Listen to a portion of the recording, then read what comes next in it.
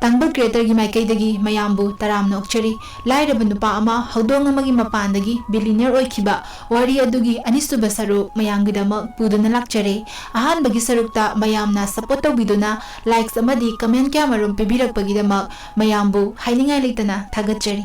ahanbagi saruk yengbidriba oirabadi description da link pizarange henna mamutanabagidama ahanbagi patu hana yengbiyo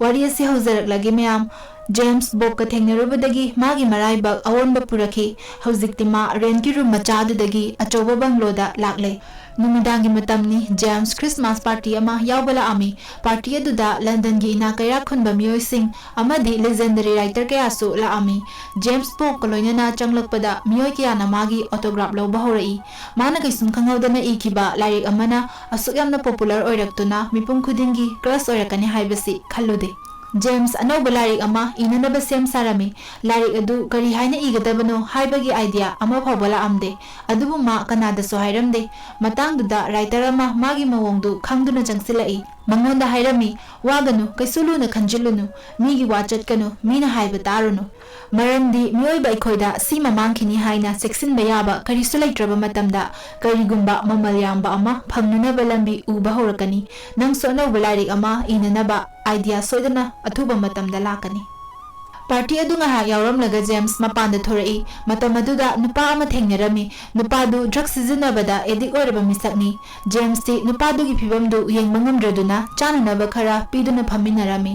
James nupa adubu gyan tananaba hotnai hairami nangna tawribado aphaba nate James makhadarai thazadabasu yai nangna ngasi lairiba phibamsi aina chahi kharagi mamangda oiramba punsini adubu yengu ngasi agi punsi kadaida leire nupadudi James na ngangliba sakliba du kaisuma walobi bazat nate magi chananabadu loina chathokpa loiraga mafam adudagi chatpa hawi James na nupadubu khamduna ngaihaktang layu aigi warisi takho hairami James matam kharagi mamangi punsi wari matek ama liba horai matamdu ma drug puni thadokre adubu lambi mapanda gitar khingduna chaboy chadaboy hingnanaba hotnari Numit kharanigi matung Christmas yausilakadore Christmas ka loinana ayingba ningthamthasu lakadoribani yamna ingbanina James heater thabagi mathau tarami adubu numit kharanigi matung maigi recharge su loirami mangonda recharge hapchinanaba sale su leiramde James heater du muthatuna thamle upai leitrabanina ma manak ngna leiba dukan amada lai dukan mapudu Indiani mamingna Modi kawi Modi gi macha chahi kharagi mamangda laikhidre Madugi ngasisa dead anniversary ni Modi di Canada sumagi nungaitabadu utlamde adubu James ka Modi gadi phazana tinabagidama James pu India gi oiba wari kya suta hali wari sing aduna James pu inspire tawrami James su nungaina tarami ma chatlamdaida Bob kidamak chananaba kharasu free da pibirami Mayum yauraga Bob pu pizaramduna thabak chatnanaba thoklai numittu yamna ingbanina Bob pu yumda dum thanamlage haina adubu Bob ti James na tholakringaidagi thongjin mapanda ngaiduna laikhre masu chatnanaba James su pambai leite Bob pu pubirakhi lambi duda Bob kumba hudong ama madi mapuna ingdanaba haiduna bag amada hapiduna pubiri adubu Bob ti kaisampaw setana chatli James Bob ta promise tawrami Bob kidama masu bag ama soidana leibigani haina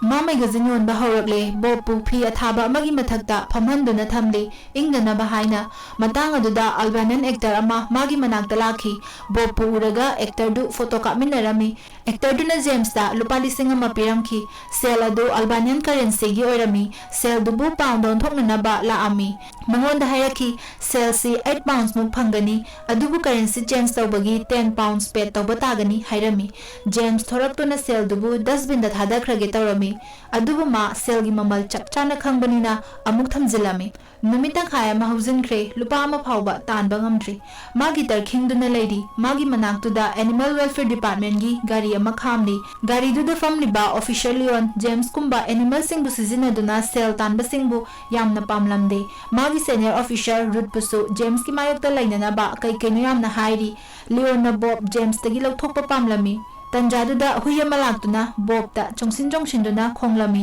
hui mapuduna yamna wana fazinduna hui du pukre Leona di somda khudong chaba lauduna yengututu masigi nupasina haudong se khudong thian gadauri haina Ruth ta hairami Rutna asinu pasigi wado kona khanaba yai hanu hui sigi mapuse wari sanarugi ge haiduna chatki maramdi public place ta hui thadokpa haibasi illegal ni James Bob moigi room da halami. James na Bob pu yengubada ngasai huiduna khot khibagi soktuna lairamba thengnarakhi. Nongalaga James Bob pu doctor da pubirakhi. Friday khudingi lemna yengbiba doctor ni. Doctor duna Bob pu yengingaida James magi friend Chan gi manakta lai. Chan lairaba singi mateng pangnaba lairiba organization amada thabak tawbini. Mabani akoibadu da lairiba ina khunba singadugi wari sanarami. Makoina lupa lising kaya yu bottle amada manghali. Adubu James kumba kanagi mateng pangbiba pambada laite. Aduna oibatai moigi fazaraba yumsing adu wanglaba checktor kayana question duna achobagena chetna lonjilaga thamliba. Wari ngahak sanaraga James Bob pupuduna halaami. Nupi ama lambi aduda James putanara ami. Mana Bob ki damag Santa Claus ki dress tubiduna pibirami. Dress to set pada Bob amuka hena cute oiki. Adudagi ma guitar king baharai. Ngasidi mi matang changagtuna guitar du tabirami. Sel yamna phangjaki. Marakta magi manakta offer ama puduna nupa amala ami. Chinese tourist singi guitar king nanaba amadi makoiga photo kamina si haina madugi sel fanggadawribani. Ngasidi James sel yamna pangbagi haraurami sel duna cooking gas amadi electric bill thirami madudu sunatana mabanigi hapta amagi chananaba thaknanaba laisinduna fridge thamjalami maramdi nongini sida sathina ingba haibado oirani aduna yumda heater su thadaba yaroi James na Bob ta hairami aikhoibani punna lairi fawba awaba amatanasu aikhoibu maithiba piba ngamloi.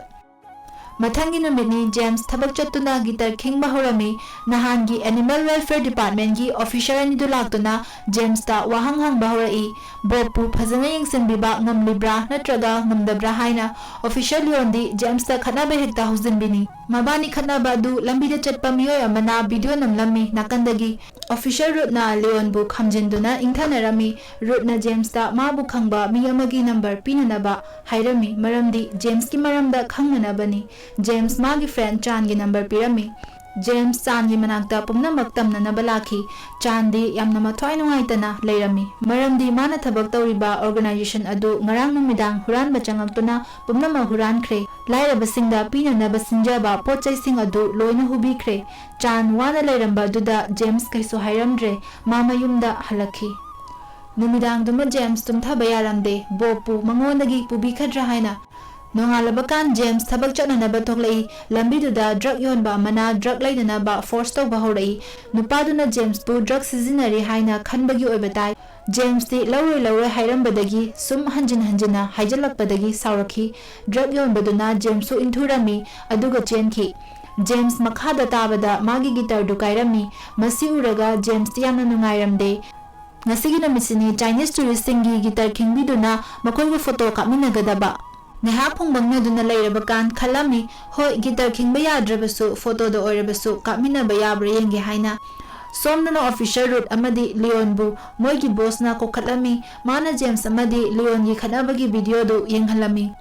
video du bu namhawba miduna local news agency da tharakpo oidoini boss na official Leon da chaitharami aikoi news agency da kari haina khumdawri huzik haina Ruta hairami investigation tawduna Bob James ka safe oiribra khangdu haina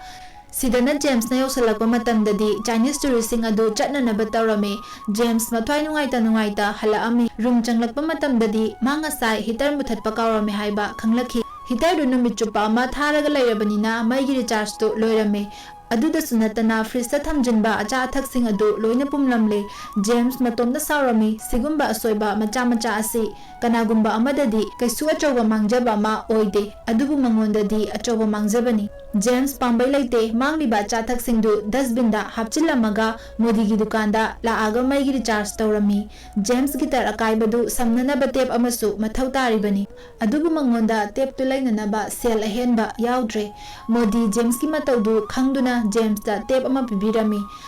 James room changlakpada Bob ti apumba chanabadu dustbin dagi charaga lairami ma parap changaktuna chanabasing adu dustbin da amuk pumnama hapchilami mathangi numita James thabak chananaba thoklaami ngasidi Bob James ki mamang thana chendhoraktre sofa du da dum lengduna tumduna laikre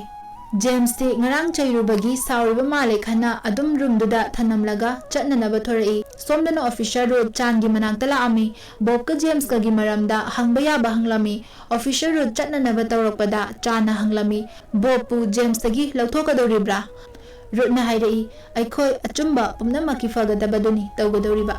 Sidana Jamessu ngasidi thabak tawriba adu matha yaude aduna ngana halami lambiduda magazine yonminaba miyoi khara thengnarami makhoigi marakta Mick kobandu pa ama yawami James na Mick na maram oiraga Animal Welfare Department gi officer singduna magi matung inaribani khalami moi punna faminarami mafam sida Mick ka James ka wari watai sanabadagi James na lana lawrambani Mick ka Animal Welfare gi miyoi singa kaisum mari lainade khanglami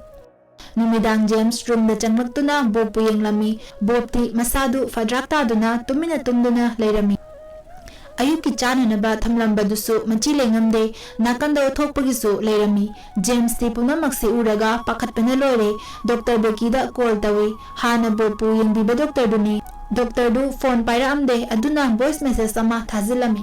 James Modi gi manakta laktuna mateng nirami Modi James ki room da lakpiduna Bob pu yengbirami Modi na ising khara thaknanaba thambiyu haidana thambirami Bob ti ising du hanna faw yengbide heater du Bob ki manakta pusinduna masadu sahananaba Modi na haibadagi tawrami James na Modi da Animal Welfare Officer singi wari adu tamlami Bob ki oriba phibam duda James matomna khanjilai ma Bob pu fazana yengsinbiba ngamdre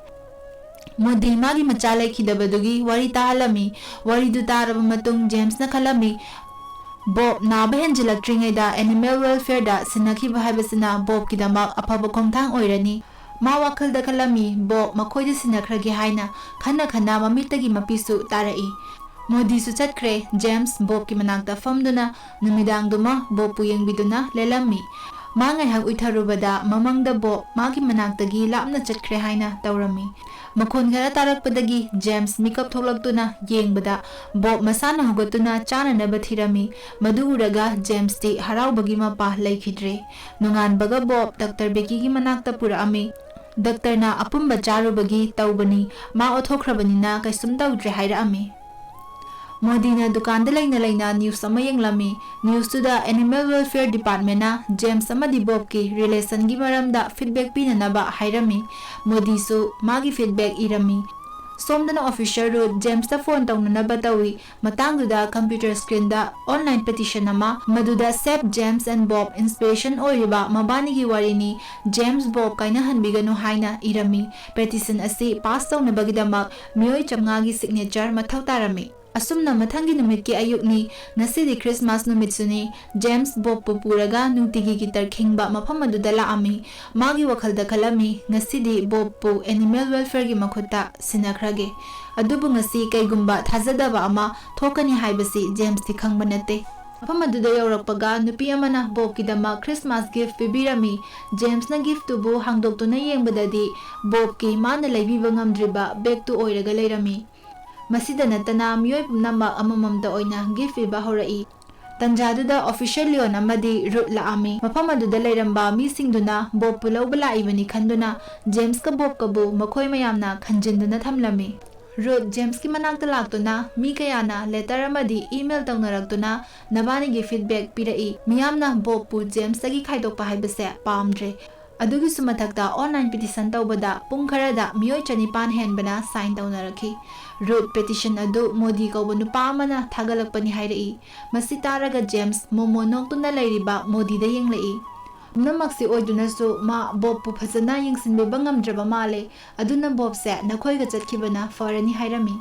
root na hanagi di khangde haujektina Bob pu phajana yengsinbiba ngamlani maramdi Inspiration Animal haiba organization amana nabani bu brand ambassador ohenba pami James ti ngakpana loikre mafam aduda lairiba mipum khuding khuba khuduna nungaiba phongdoklami haujikti kananasu James na Bob pu phajana yengsinbiba ngamde haibase hairaroi asumna James amadi Bob ki nungaiba Christmas oiki